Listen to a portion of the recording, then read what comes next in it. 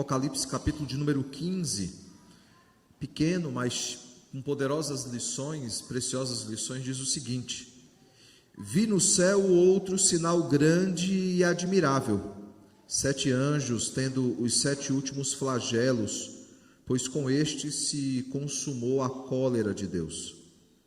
Vi como que um mar de vidro mesclado de fogo, e os vencedores da besta, da sua imagem e do número do seu nome, que se achavam em pé no mar de vidro, tendo harpas de Deus, e entoavam o cântico de Moisés, servo de Deus, e o cântico do Cordeiro, dizendo: grandes e admiráveis são as tuas obras, Senhor Deus Todo-Poderoso, justo e verdadeiro são os teus caminhos, ó Rei das nações.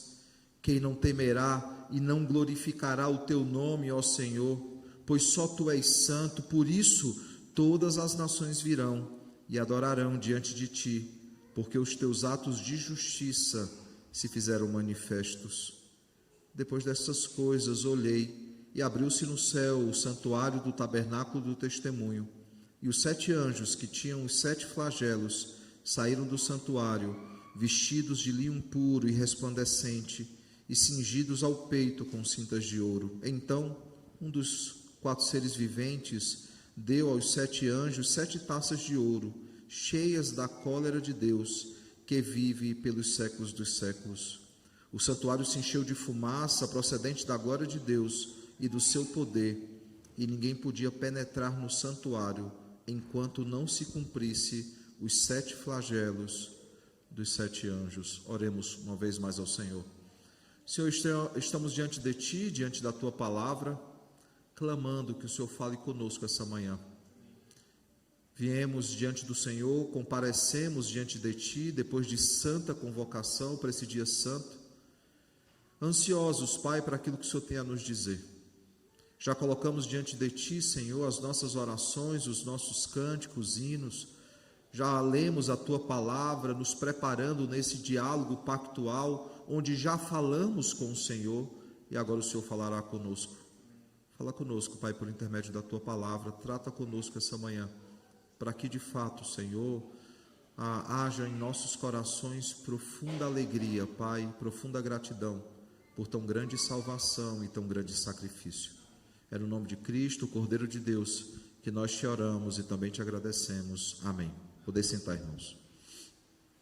Irmãos, no domingo passado nós meditamos no capítulo 12 de Apocalipse, Apocalipse 12, e nós olhamos para o hino que fala sobre a vitória de Cristo, né? Um cântico sobre a vitória.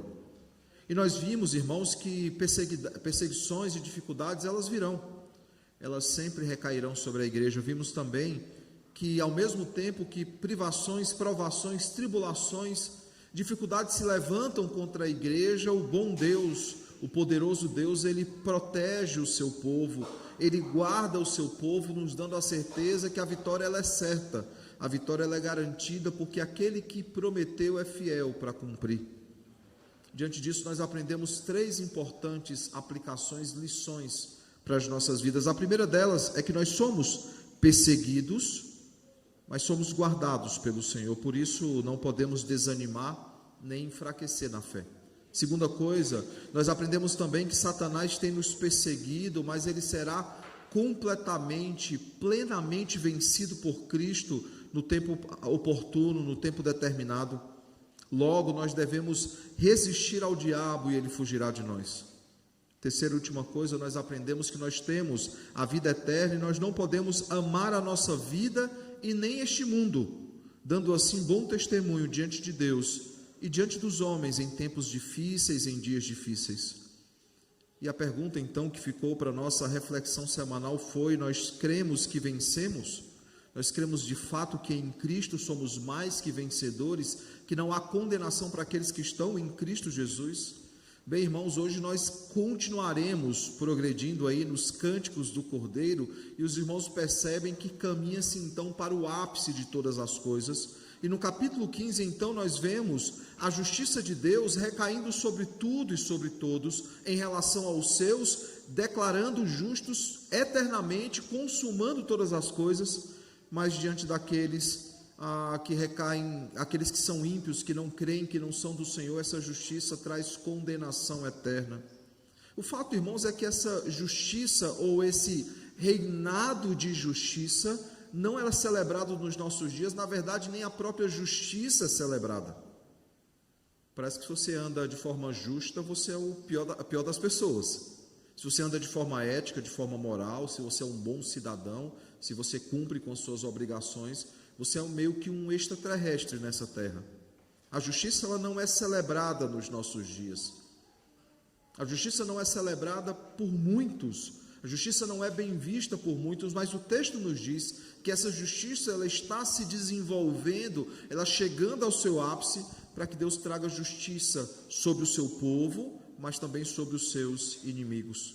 E o texto de hoje ele já começa dizendo o seguinte: vi no céu outro sinal grande e admirável. Por que ele diz outro sinal? Porque nós vimos no capítulo 12 que ele começa dizendo a mesma coisa. Vi grande sinal dos céus. O capítulo 12 começa assim. Agora no capítulo 15 há um outro sinal, também grande e admirável. Nós vimos, irmãos, no domingo passado que Apocalipse 12, ele abre a segunda parte de Apocalipse, ele abre a segunda metade de Apocalipse, nos mostrando a igreja sendo perseguida por Satanás, ela sendo perseguida pelos seus aliados de forma cruel e à vista de todos, deixando bem claro, irmãos, que à medida que os tempos avançam, a perseguição, ela só aumenta. As chamadas dores de parto. Dor de parto nunca diminui, ela só aumenta. Mas lembra, irmãos, o prêmio, né? Depois das dores de parto, você tem uma criança nos seus braços. Por isso a analogia de Jesus é tão rica ali em Mateus 24, e as dores de parto elas vão aumentando. Mas nós vimos também, irmãos, que nessa segunda parte, do capítulo 17 ao capítulo 20, Deus traz sobre Satanás e os seus aliados, ele traz juízo, ele traz justiça, ele traz dificuldades para eles, tanto que no capítulo 15 nós temos a preparação dos flagelos, e aí no capítulo 16 nós vemos os 7 flagelos sendo derramados. Nós olharemos para eles próximo sermão, e aí nós vemos então no capítulo 17 Deus começando a aplicar a sua justiça sobre Satanás e sobre os seus aliados, os aliados de Satanás que são inimigos de Deus. Em Apocalipse 15 e 16 nós vemos então as taças da ira de Deus, a ira de Deus sendo derramada, os últimos flagelos sendo derramados contra os inimigos do Senhor. E aí nós vemos a ira de Deus recaindo sobre as nações. E lembrando, irmãos, essa ira não recai sobre nós, porque o cálice que deveria ser derramado sobre nós, foi derramado sobre Cristo. Ele bebeu o cálice da ira de Deus que deveria ser para nós, ele bebeu até a última gota. Por isso, na noite da instituição da ceia, ele nos oferece o cálice da nova aliança, um cálice que é suave, um cálice que é terno, um cálice que é misericordioso. Em Apocalipse, irmãos, nós vimos que todo o Apocalipse ele se resume em apenas uma frase: a vitória de Cristo e da sua igreja. E o texto de hoje ele salienta isso. O texto de hoje ele nos diz que os atos de justiça do Senhor não apenas se cumpriram, mas se fizeram manifestos. Lembrando também, irmãos, que Apocalipse ele é um grande roteiro da história dos eleitos e dos não eleitos, nos contando essa história desde Gênesis até o fim, da criação até a consumação. Não é à toa, irmãos, não é à toa que no cântico de hoje, o cântico de Moisés, ele é citado, aquele que é o autor do Pentateuco, aquele que foi usado por Deus para escrever o Pentateuco e escrever também Gênesis. Voltando então para o texto, para o versículo que eu já citei, o versículo 1, ele diz: vi outro sinal no céu, grande e admirável. Que sinal é esse, irmãos? Que grande sinal é esse? O texto vai dizer: 7 anjos, tendo os 7 últimos flagelos, pois com estes se consumou a cólera de Deus. Nós temos outros instrumentos de justiça do Senhor lá atrás, outras sequências de 7, mas aqui o Senhor, ele derrama completamente a sua ira, sem mitigação, sem atenuar a sua ira. Ele derramará completamente a sua ira, a sua justiça contra os ímpios.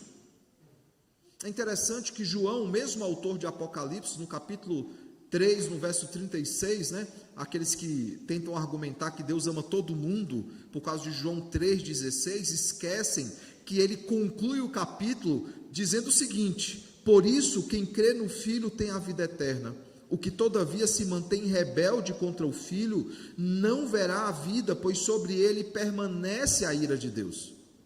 Deixando bem claro que o amor de João 3,16, ele não é um amor universal, ele é um amor salvífico, ou seja, um amor pelo seu povo. Em João 13, verso 1, ele diz o seguinte: tendo amado os seus, amou-os até o fim. Mas em relação àqueles que são rebeldes ao Senhor, que são inimigos de Cristo, ele diz o seguinte: a ira de Deus permanece sobre eles, ou seja, essa ira já está posta, essa ira já está. Não é à toa que em João 3, 17 e 18, que é a continuação de João 3,16, diz o seguinte: Cristo ele não veio para condenar o mundo, para julgar o mundo, ele veio para salvar o mundo. Aquele que crê não será julgado, o que não crê já está julgado, porquanto não creu no Filho unigênito de Deus. Só que percebe, irmãos, que essa ira que já está, que permanece, ela não é plena. Ela nunca foi plena, ela será plena quando Deus derramar a sua ira contra os seus inimigos.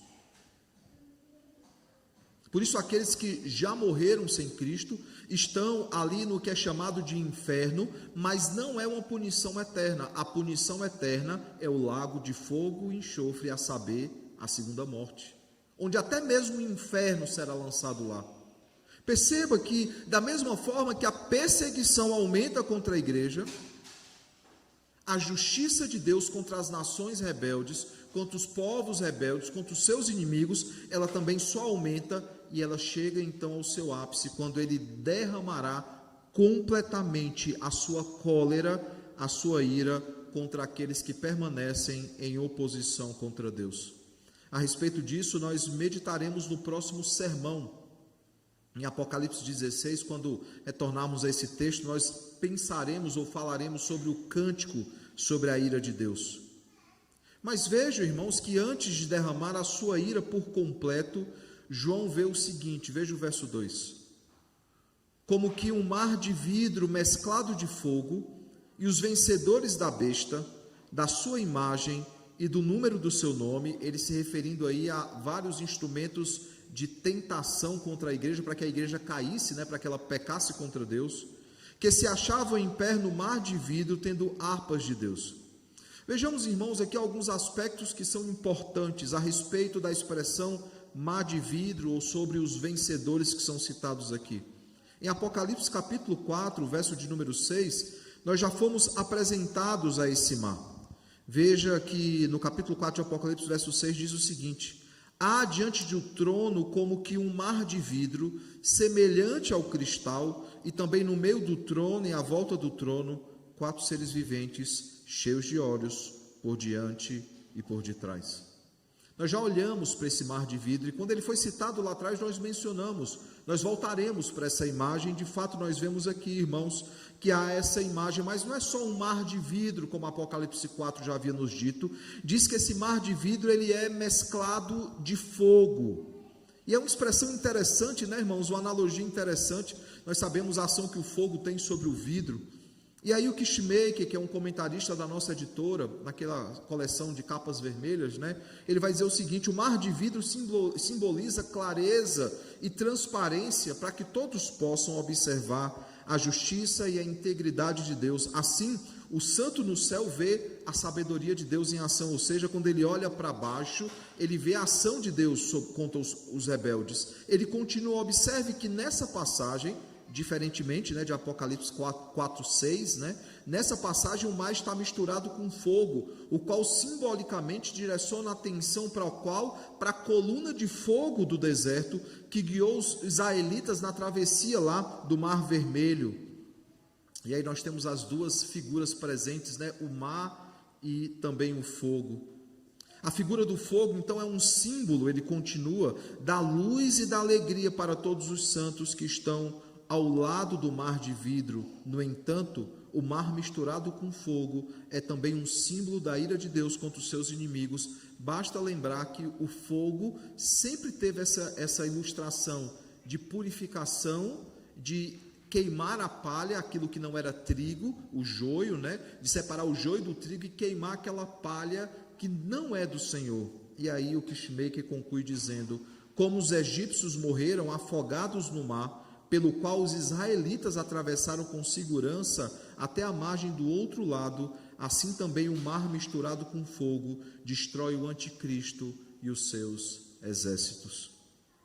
Falando dos vencedores, irmãos, João, ele novamente menciona os santos como vencedores. Nós vimos no sermão passado, em Apocalipse 12, no verso de número 11, que eles já foram citados dessa forma, mas agora, irmãos, eles estão no céu, eles estão de pé ao lado do mar de vidro, que basta lembrar que esse mar de vidro está no trono do Senhor, diante da presença do Senhor.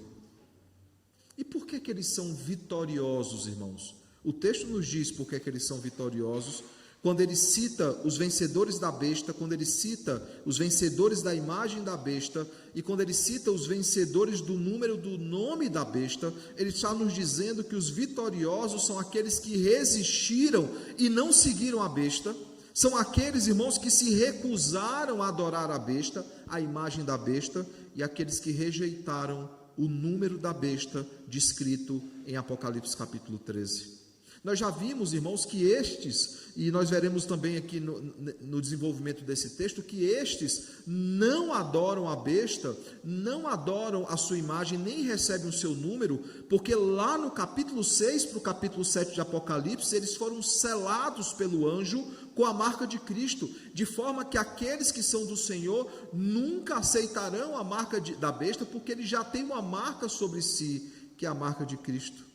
E estes então estão em pé no mar de vidro, tendo harpas de Deus na sua mão.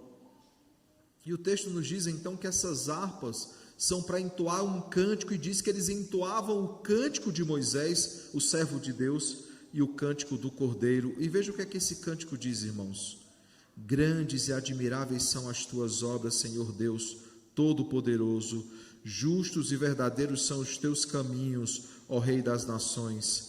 Quem não temerá e não glorificará o teu nome ao Senhor, pois só tu és santo. Por isso todas as nações virão e adorarão diante de ti, porque os teus atos de justiça se fizeram manifestos. Irmãos, para quem não lembra, Moisés ele escreveu um salmo, o Salmo 90. E não foi apenas o Pentateuco e esse salmo que ele escreveu. Ele registra no Pentateuco 2 cânticos. Em Êxodo 15 ele registra um cântico, e em Êxodo 32 ele registra um cântico. Mas o cântico que Apocalipse se refere aqui é Êxodo 32, verso 4, que um pouco mais à frente nós retornaremos esse texto para orar para ele com mais calma.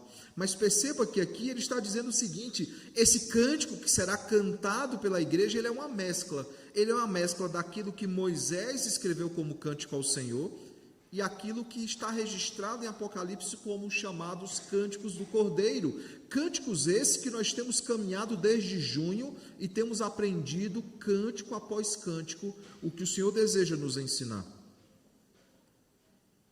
O fato, irmãos, é que eles cantam diante do Senhor, e depois dessa adoração pública, o verso 5 ao verso 8 diz o seguinte: olhei, e abriu-se no céu o santuário do tabernáculo do testemunho, e os 7 anjos que tinham os 7 flagelos saíram do santuário, vestidos de linho puro e resplandecente, e cingidos ao peito com cintas de ouro. Então, um dos 4 seres viventes deu aos 7 anjos 7 taças de ouro, cheias da cólera de Deus, que vive pelos séculos dos séculos.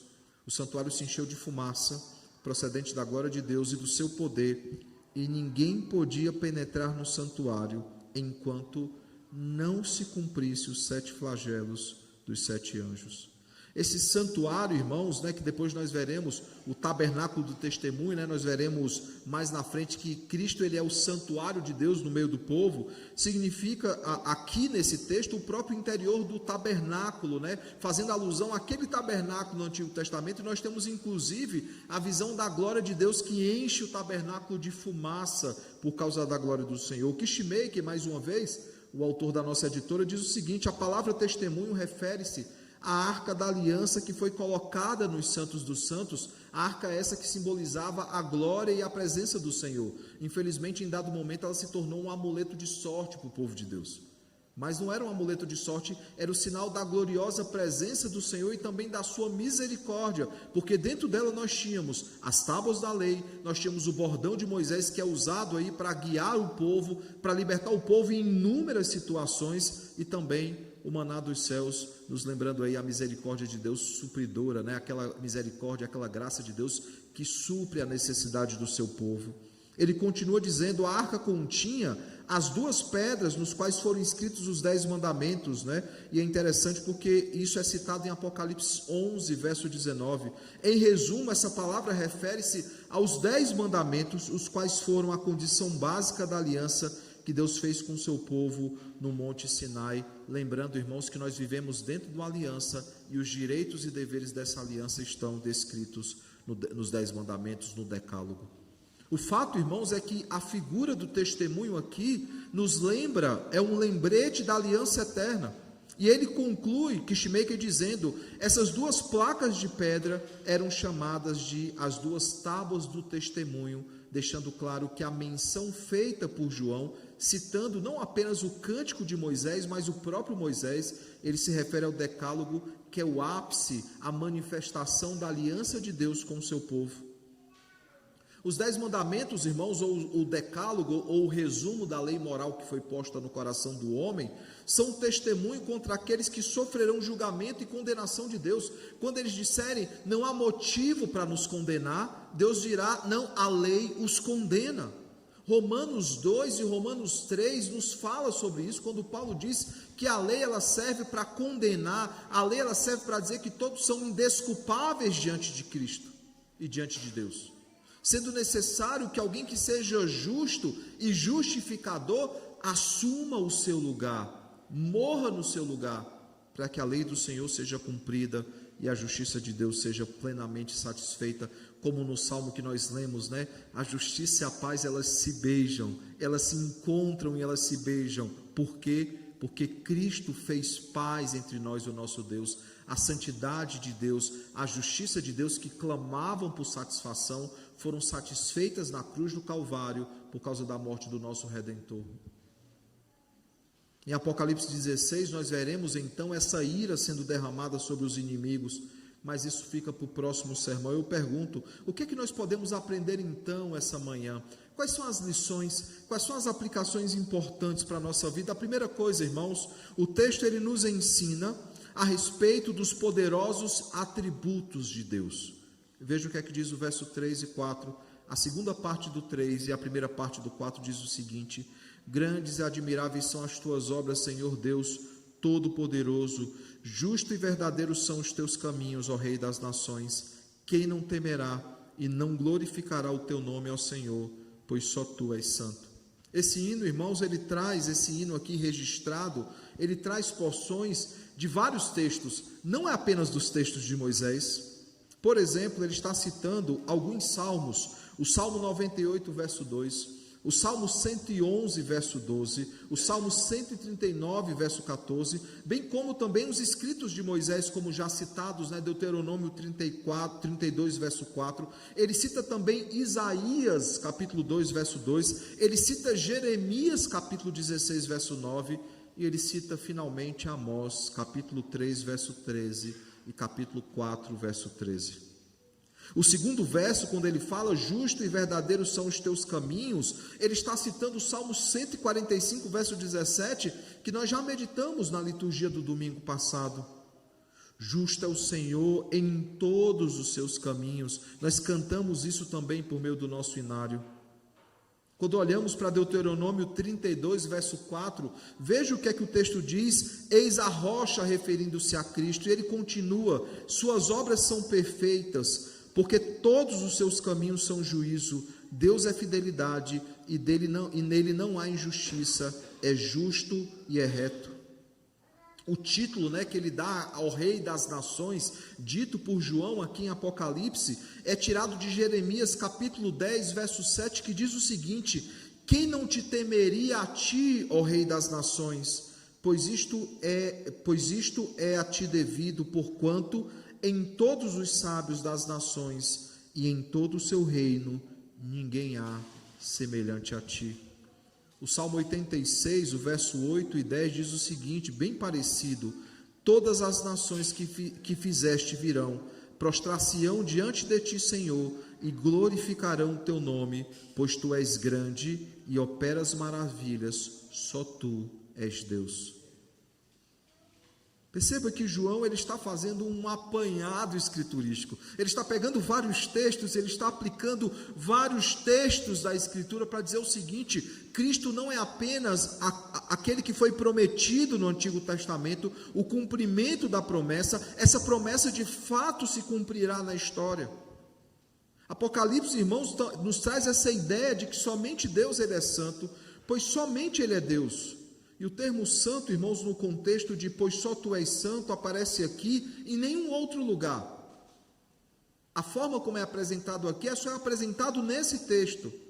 E a mesma ideia de algumas outras passagens de Apocalipse, que se eu fosse trabalhar e citar aqui essa manhã, nós não sairíamos daqui, porque em praticamente todos os capítulos de Apocalipse, essa ideia é tratada. Apocalipse 4:8, 11:17, 12:5, 14:8, 16:5 e 7, 18:3 e 23, 19:6, 21:22.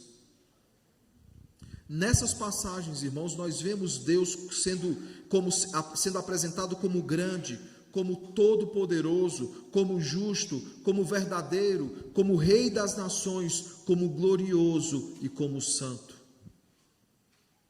Porque os seus poderosos atributos, eles são maravilhosos.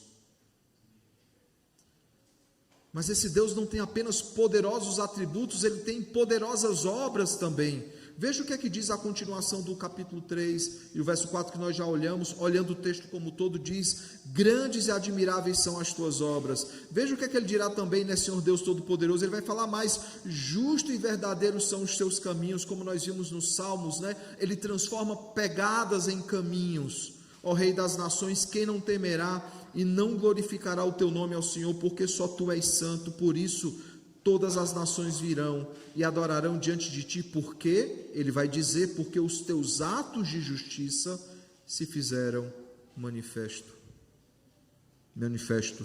Além de conhecermos, irmãos, os seus poderosos atributos, nós precisamos também conhecer as suas poderosas obras. Não é à toa que o Salmo 78 diz: aquilo que nós aprendemos, aquilo que ensinaram os nossos pais, nós não encobriremos aos nossos filhos, nós ensinaremos às vindouras gerações a respeito do seu poder, ou seja, dos seus poderosos atributos, e a respeito das maravilhas que ele fez, as suas poderosas obras. Os seus atos de justiça se fizeram manifestos, grandes e admiráveis são as tuas obras, verdadeiros são os teus caminhos.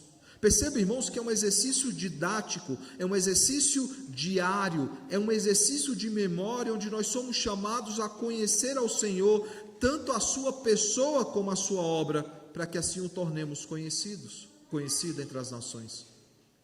Um exercício de memória. Tanto o judaísmo como o cristianismo são chamados de religião de memória, onde os pais ensinam os seus filhos, que ensinam os seus filhos, e os filhos dos seus filhos, geração após geração, conhecendo a Deus e tornando-o conhecido. Deuteronômio 6 também, além do Salmo 74, nos ensina sobre isso, quando eles deveriam aprender a lei do Senhor e deveriam ensinar a lei do Senhor aos seus filhos. A importância, irmãos, de conhecermos a pessoa e a obra do Deus Trino e proclamarmos essas obras a todas as nações. Isso nos leva necessariamente ao terceiro ponto, que é o propósito da igreja. Nós conhecemos os poderosos atributos do Senhor, nós conhecemos as poderosas obras do Senhor, e o que é que nós faremos então? Nós pregaremos, nós proclamaremos essas poderosas obras, esses poderosos atributos, pois este é o propósito da igreja. Veja aí a parte B do verso 4: por isso todas as nações virão e adorarão diante de ti, porque os teus atos de justiça se fizeram manifestos. Veja, irmãos, que são declarados os poderosos atributos do Senhor, são declarados também os seus poderosos feitos. Qual é a consequência disso, irmãos? A igreja adora ao Senhor, e não apenas adora ao Senhor, ela manifesta os atos de justiça conhecidos pela igreja, porque foram manifestos pelo Senhor, e que agora nós, como instrumentos do Senhor, tornamos também manifestos a todas as nações. Porque a justiça de Deus, irmãos, foi plenamente satisfeita em Cristo, porque ela se cumpriu de forma completa. Todas as nações, elas virão e adorarão o Senhor.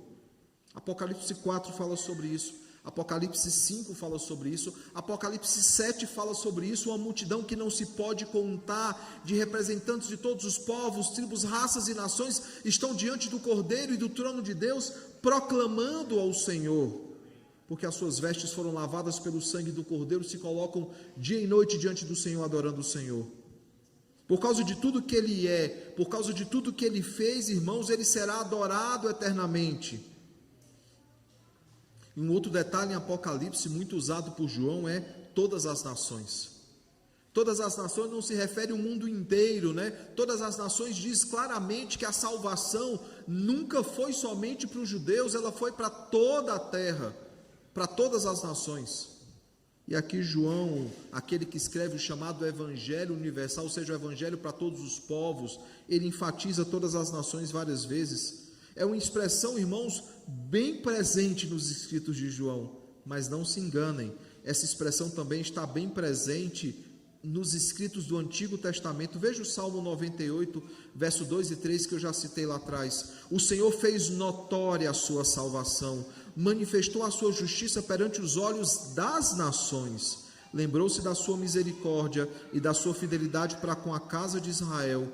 Todos os confins da terra viram a salvação do nosso Deus. Isaías 2:2, também já citado lá atrás, diz: nos últimos dias acontecerá que o monte da casa do Senhor será estabelecido no cimo dos montes e se elevará sobre os outeiros, e para ele afluirão todos os povos. De forma, irmãos, que a justiça de Deus, ela é necessária por causa da sua ira, ela é necessária, mas ela é também celebrada por causa da sua misericórdia. Mais uma vez, nós vivemos dias onde a justiça ela não é celebrada, mas a igreja precisa celebrar essa justiça. A igreja precisa ansiar pelo reinado de justiça de Cristo sendo estabelecido sobre toda a terra, porque somente nesse momento, na consumação de todas as coisas, o pecado já não mais existirá no nosso meio, não haverá mais resquícios do pecado, porque Deus fez novas todas as coisas. A justiça de Deus, irmãos, ela é necessária por causa da sua ira, mas ela é celebrada por causa da sua misericórdia. Eu pergunto então, irmãos, que aplicações nós podemos tirar do texto dessa manhã? A primeira delas, irmãos, é que a sua justiça nos constrange, primeiramente, a conhecê-lo mais e mais, conhecendo-o por meio de uma vida piedosa e de intimidade com ele. Como é que nós conhecemos alguém? Tendo relacionamento com essa pessoa. Não existe outra forma, irmãos. Diz que você conhece alguém quando você já comeu 1 quilo de sal com alguém, né? Um saco de sal grande, né? Demora, dependendo de alguns usam sal demais, mas demora.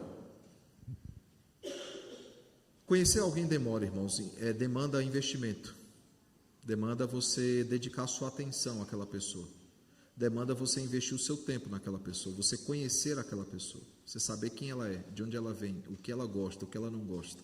Isso é conhecer alguém. E quanto mais nós caminhamos com aquela pessoa, mais nós conhecemos aquela pessoa, sim ou não? Por que com Deus é diferente, irmãos? Por que se nós queremos conhecer a Deus para torná-lo conhecido, por que nós achamos que o método deve ser diferente? Não, nós precisamos caminhar com Ele, nós precisamos conhecê-lo cada vez mais, saber do que Ele gosta, saber do que Ele não gosta. E sabe onde é que nós aprendemos tudo isso? Na palavra do Senhor. Mas por que a nossa geração é uma das gerações que menos conhece Bíblia na história? E é paradoxal, irmão. Sabe por que é paradoxal? Porque nós nunca tivemos tanto acesso à Bíblia. Você acessa a Bíblia do seu celular, você acessa a Bíblia com várias versões, várias cores, vários formatos. Eu faço coleção de Bíblias, eu tenho umas 50, até Bíblias históricas eu tenho. Eu vi uma Bíblia ontem, eu fui para o evento da Federação de SAF, eu vi uma Bíblia lá que eu falei, de quem que é essa Bíblia? Alguém esqueceu, se ele não quiser mais, me avisa, porque era uma Bíblia que eu nunca tinha visto naquele formato, ela era num formato diferente, eu imagino que era para bolsa de mulher, aquelas bolsazinhas menores, porque ela era assim, ela era retangular, eu nunca tinha visto uma Bíblia retangular daquela forma. Nós temos Bíblia de todas as cores, nós temos Bíblia de todas as versões, nós temos Bíblias em muitos idiomas. Você acessa a Bíblia pelo seu celular, se você perdeu o celular, você acessa pela internet, mas nós nunca lemos tão pouco a Bíblia. Nós nunca oramos tão pouco. Relacionamento, irmãos, envolve tempo, investimento. Por isso, a primeira coisa que nós devemos fazer diante da justiça de Deus que nos constrange é conhecê-lo mais e mais, e nós o fazemos por meio de uma vida piedosa e de intimidade com Deus. Segunda coisa, a justiça de Deus nos constrange a reconhecer mais e mais, sendo gratos por todo o seu cuidado, por sua graça e pela sua misericórdia. Nós olhamos para o povo do deserto e nós falamos o que sobre o povo do deserto? Como eles reclamavam. O povo do deserto reclama o tempo todo. Reclama, recebe o maná, mas reclama do Senhor. Deus provê água, reclama do Senhor. Deus abre o mar, reclama do Senhor. Deus conduz em segurança, tira do Egito, reclama do Senhor. Reclama do Senhor o tempo inteiro. E eu conheço alguns que leem a história e falam, pastor, como eles são reclamões. Eles reclamam o tempo inteiro. Reclamam, não reclamam, irmãos? Mas muitos de nós fazem a mesma coisa todos os dias. A gente quer um motivo especial para glorificar o Senhor. Quando aquele projeto que nós queríamos não dá certo, a gente reclama do Senhor. Quando aquilo que nós queríamos, mesmo não sendo bom para nós, Deus nos livrando de uma dor de cabeça, a gente reclama do Senhor. A gente reclama do Senhor o tempo inteiro. Constantemente nós reclamamos daquilo que não aconteceu e nós nos esquecemos que aquilo que já aconteceu na cruz do Calvário é motivo de glória eterna ao nosso Deus. A sua graça manifesta na cruz do Calvário é motivo de glória eterna.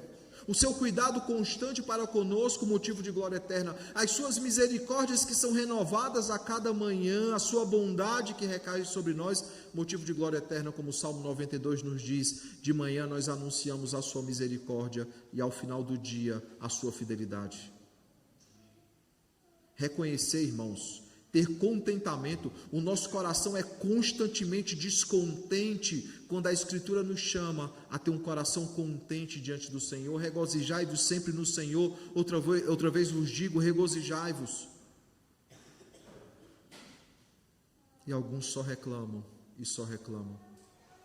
O motivo da adoração eterna, descrito lá em Apocalipse 7, é o seguinte: pois eles tiveram as suas vestes lavadas pelo sangue do Cordeiro, por este motivo se colocam diante do Senhor dia e noite e adoram o seu nome eternamente.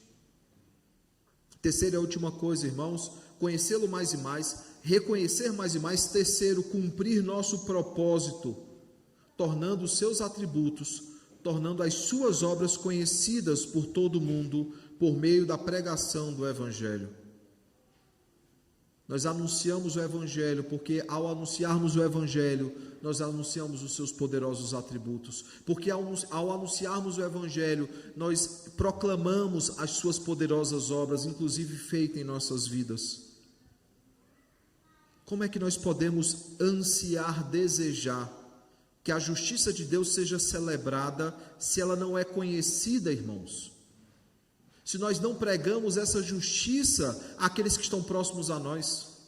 Quando alguém fala sobre injustiça, quando alguém fala sobre dificuldades, nós precisamos ter uma resposta a apresentar, a razão da esperança que há em nós. O que é que nós podemos oferecer ao mundo que está quebrado, um mundo que está sem esperança, um mundo que está desesperado? O que é que nós podemos apresentar? Jesus Cristo, a sua obra maravilhosa.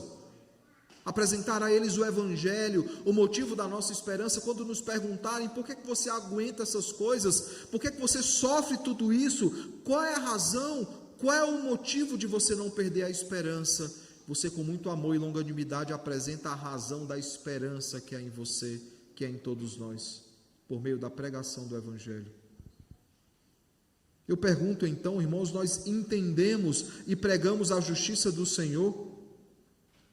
O texto nos diz: os seus atos de justiça se fizeram manifestos. Que o bom e eterno Deus, irmãos, nos ensine mais e mais sobre isso, para que possamos adorá-lo todos os dias e anunciar os seus poderosos atributos e as suas poderosas obras a toda criatura.